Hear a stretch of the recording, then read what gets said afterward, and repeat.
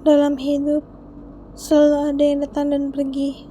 Mereka tak dapat diprediksi, dan yang selalu menakuti, perpisahan akan selalu terjadi. Tidak ada yang abadi. Mereka tak selamanya berada di sisi. Menyebalkan sekali. Sudah saling mengucap janji dan mempercayai, tenggelam dalam ekspektasi dan imajinasi.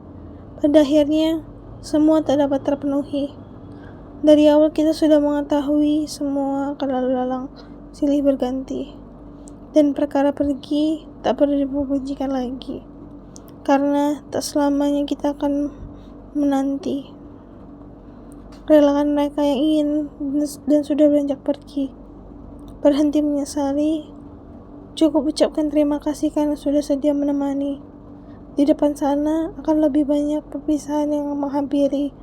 Jadi, persiapkan diri.